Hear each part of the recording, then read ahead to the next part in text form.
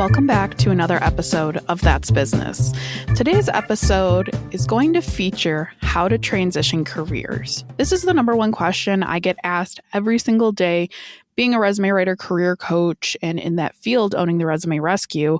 What careers can I transition to? What skill sets do I have that would make me appealing to other industries? So what I wanted to focus on today is how you can do that. What are some examples of those and tangible action items on that? Now, to give you a quick background on me, when I was graduating high school, I thought I was going to be a journalist. I thought, hey, I've been a good writer. Let's figure this out. Let's go to school of journalism. My senior year, I changed my mind because I realized I didn't want to work nights and weekends and holidays. So I changed my mind to be an FBI criminal investigator. I've always been very observant. I've always had a passion for it. Let's do that. I was also a big fan of Criminal Minds at the time. And originally I went to Penn State. I got my degree and thought that was my career path, FBI criminal investigator. Well, then sophomore year, I had the realization I have a hard time with abuse and I get attached to people that have kind of these horrible situations. And since that was going to be my every single day, I thought, maybe this is not the career path for me. So sophomore year, after crying my eyes out to my mother, I said, maybe I should change careers and change my degree. So ultimately, she had actually found a degree in industrial organizational psychology. So I didn't put myself behind in college. It was still aligned with my career path, just my specialty was changed. So it did not put me far behind. And then when I graduated, I fell into recruiting. So I had an internship my junior year to be a B2B sales and recruiter, which I was really good at, but I didn't love it. After college, I got this job opportunity to work in defense recruiting. As any of you that have listened to this podcast know my story, but I had an industrial organizational psychology degree. And after that, I was like, I'm pretty good at recruiting, so let's keep going. I moved into technical recruiting. And then I thought, well, I really like helping military veterans. Maybe I should specialize in that. So I started my master's degree to get it in military psychology with the focus of wanting to help veterans transition, get into the roles they wanted, and have the confidence to do so. And then, as you know the story, I got fired from my job. I was like, maybe I'll write resumes. We'll do that. And as you've heard before, I started writing resumes as a side business, as just a sparked idea. But if you would have told me at 18 years old that this is what I would be doing, I would have laughed in your face. So now transitioning the conversation into what I see from professionals. I get people age ranges 18 up to 58. Some people I've worked with in their 60s. But really what's happening is too many professionals stay in their career that they're not happy in because they feel they're stuck in this and this is what they're supposed to do. Nobody talks about this, but if you do decide to go to college and you do get a degree, so many people are not even doing what their degree is in. I have a friend who I love dearly who graduated with a degree in neuroscience, realized his senior year it's not what he wants to do. He still got the bachelor's, still went through with it.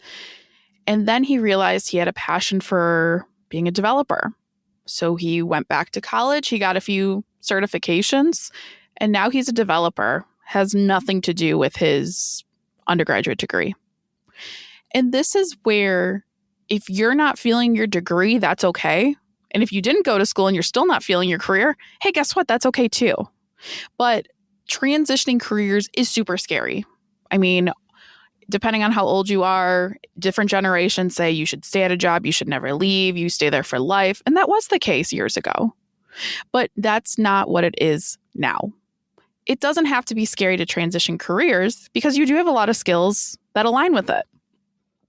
And here's some I came up with a few things I think are best practices for what you can do when you're transitioning industries.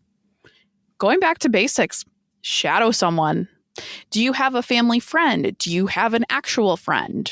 It does not matter who. Do you admire someone that you want to shadow them and kind of learn what they do day to day?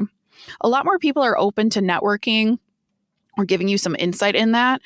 And that's where you really will learn the day-to-day. And there's no better way to understand that than just engulfing yourself in that work.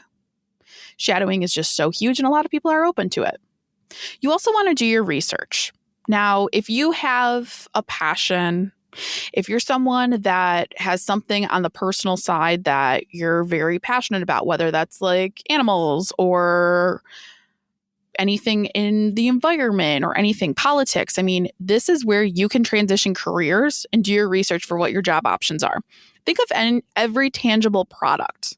I'm looking at a glass right now. Someone manufactures that. Someone does sales. Someone works at the plant. I mean, all those details there. I'm looking at my iPhone. Someone made that. Someone understands Bluetooth. Someone again sells that. But all these skills you have, it's just you never think about who manufactures these products or these services or what that is. There's someone behind everything. And once you change your mindset to understanding that and looking for these things out in the wild, you'll see the opportunities are endless there. I had a client before who was super passionate about animal rescue. Her dogs were her life. She worked for a firm that was more in accounting, kind of not really aligned with what she does. She was super passionate about animals though, but she was in sales. And I told her, I'm like, well, did you ever consider getting into that industry? She's like, what do you mean? I'm like, well, somebody sells the dog bed, the dog toys, dog treats. I mean, you could sell that and work with different rescues to do so. And the look on her face, I'll never forget, because she had never thought of that. You don't have to just Google jobs and see what's out there. You can network with companies. If you have a few companies you're super passionate about, go on their website and see what they're hiring for, or go on LinkedIn and see what kind of employees they like to hire. One of my other favorite examples of this is Mars Candy, which if you're not aware, and don't quote me on this, but I believe they manufacture a lot of the candy in the world or chocolate, things like that. And they're a huge company. Well, funny enough, they're out of Pennsylvania or New Jersey, but I know for a fact they love to hire Penn State grads. And myself being a Penn State grad, if I did decide to enter the workforce, I would be a preferred candidate solely from my degree and where I went to school. Now, that's something you would never really think about of, oh, I guess someone does sell the manufacturing on that. I mean, someone develops every label. Somebody looks at everything. It's so funny once you look at all the products and everything that is made by someone else. So if you look at these companies, you go through it, you see what they're about, it's going to help you understand what you're getting yourself into. Now, if you're like, yeah, Angela, that all sounds great, but I don't know what skills I have to offer to anyone, then that's where you want to hire a career coach. You're never taught what other skills you have to offer, but you do. When I recruited, in some of my recent examples I'll give you of clients I've worked with, I've worked with a ton of teachers and professors due to the pandemic and just wanting to get out or wanting to change industries. Well, the careers they can transition into, training and development, any type of problem solving, event management, operations management.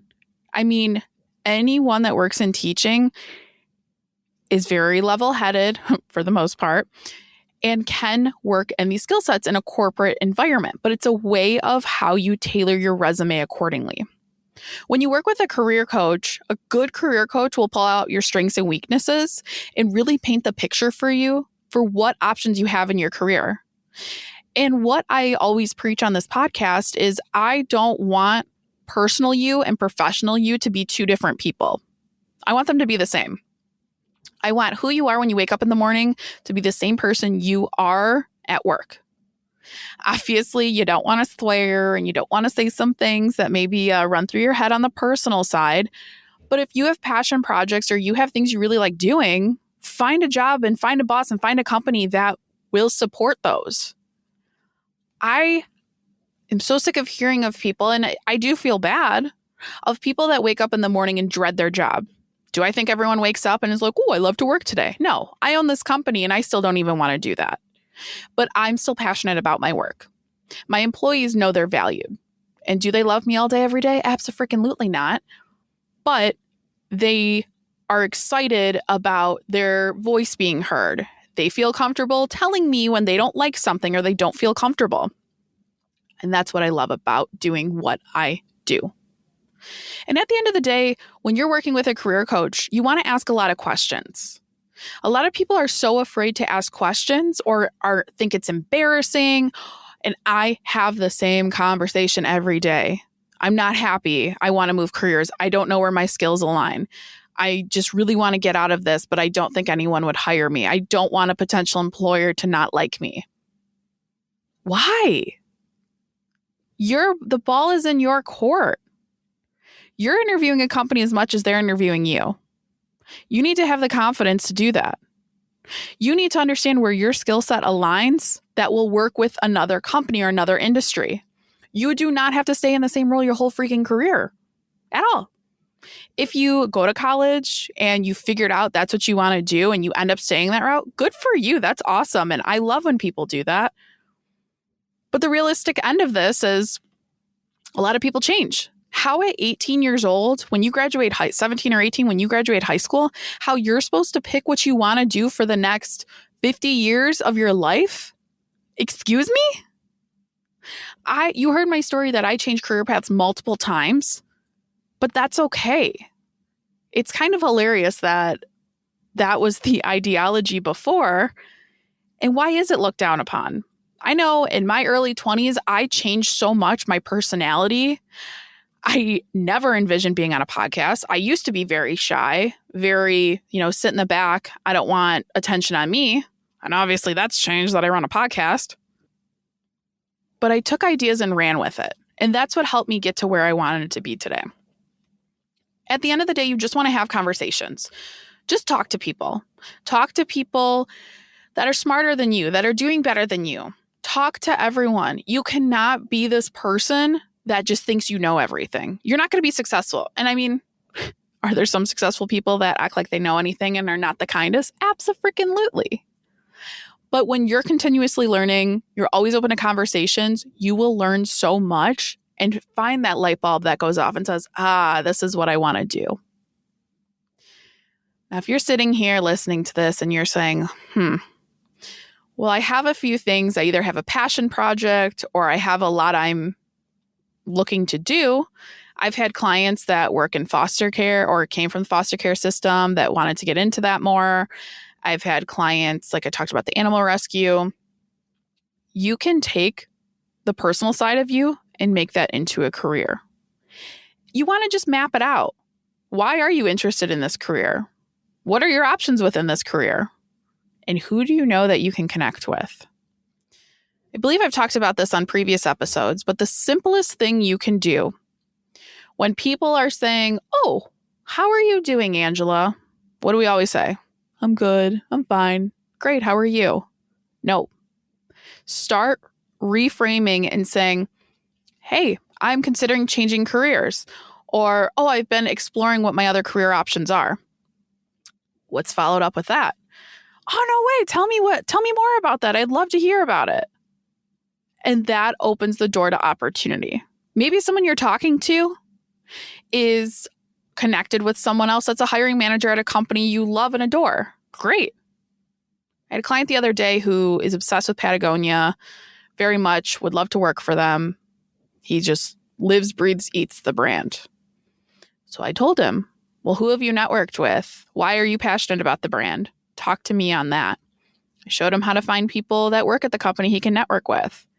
And he never thought to do that. And you're not ever taught how to do that. Again, you're said, stay in your lane, don't rock the boat, and don't change careers. I want you to do that, though.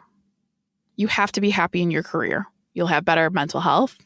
You'll have better work-life balance. And it will just ooze into every side of your life. Something else that works out when you're like, I don't like the online networking thing. I'm more of an in-person networker or like to do it live. Go to networking groups or events. You do not have to be a business owner to join networking groups. That's something I learned a few years too late. But now I'm a part of, 3 or 4 of them. And I had started going when the Resume Rescue was my side business, long before this podcast was even thought of or even a thing. But you learning from other people or understanding what they do is huge. Nobody knows the ins and outs of every career. Sure. Do I, as a former recruiter and hiring manager and now resume writer, I will tell you, I know a freaking lot. I know enough to be dangerous about a little bit of everything here. But there's still facets of people I don't even know. And I have no problem putting my pride aside and just asking questions. I'll never forget when I was a technical recruiter and we were learning about AI and blockchain and everything. I'm like, I don't understand this. And I always had it in my head that I didn't want to come off as stupid.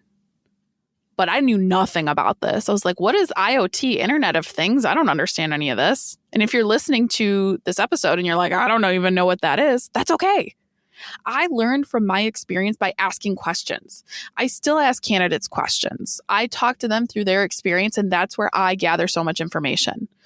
I learned from TikTok. I learned from LinkedIn. I look at things. I do my research even now to this day, and that's what makes me dangerous. Dangerous to understand all that is out there. But a lot of people just don't want to come off as stupid, and then they stay in these roles because it's easier to. It's like a bad relationship. It's so much easier to just stay. You've already put in your time. Why would you want to start over? But anything good in life is not easy. And if it is, great. Good for you. Go play the lottery. But most things aren't. And the longer you wait to move roles, the longer you deal with the things, the longer you just like, it's not that bad. It's not horrible. The harder it is to transition. I just had a client the other day who said, oh yeah, I should have left 12 years ago. 12 years ago? You grew a middle schooler. Your job you stayed in for 12 years too long is a mini adult. Like what? That's crazy to me. But you wait and you put it off and you put it off and you put it off and you put it off. It's going to be so much harder for you. And then that's added stress on top of your really crappy job you already have. So why not take the time? If you're a notebook, if you're a pen and paper person, write it down. If you're a Google Doc or notes on your phone, Microsoft Office, does not matter.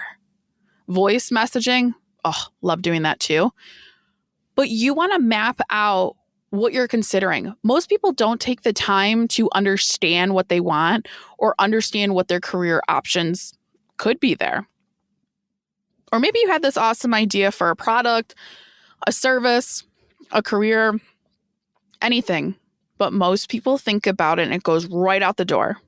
Whether you leave a store, whether you get up and leave, you get in your car. Most people don't sit down and think through it. Oh, Angela, I'm too busy. I can't do it. No way, no way, no way. You can spend 10 minutes a day doing this. Put it on your freaking calendar. I have a block on my calendar every single day when I remember to do it of socials. Post on social media. Reach out to this person. My ADD needs that. That's okay. But I make it a point to sit down and brain dump to understand what I'm doing. I'm getting back into reading, but we spend so much time saying, oh, I'm too busy or I don't do this. I'm not saying you need to work all day, every day, and you always need to be productive because I don't agree with that. I also do a lot of kind of my brain dumping on stuff for social media while I'm watching a show that I don't really need to pay attention to. I have my nice relaxing shows that I like because I can't sit still, hence the ADD. But I will sit there and network on LinkedIn, or I will sit there and do things that I need to get done and create the space for that. Or if you're in your core work there, remember, you can't push aside your personal development. You can spend a few hours a month doing this. And think of how far you'll come a year from now. And if you're listening to all of this and you're like, great, Angela, you make it sound so easy.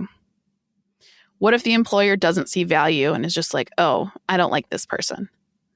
A great employer will understand why you transition careers and value your multifaceted experience. I always preferred candidates who worked in different industries and had that different rapport of knowledge there. It just really showed to me. But as I continue to wrap up this rant, as you all know, I'm a ranter, just do yourself the favor. And if you're not happy in your career, your partner's not happy, a friend, a family member, transition careers or do the bare minimum and do the freaking research to figure out what you can do. Your opportunities are endless. We are in the digital age where you can find anything out online. And I want you to do that. And remember, If you're not confident in this, you need a career coach, or you don't know if a career transition makes sense to you, sign up for a free consultation. I'd be happy to walk through and understand what works best for you. Thank you again for tuning in for another episode of That's Business.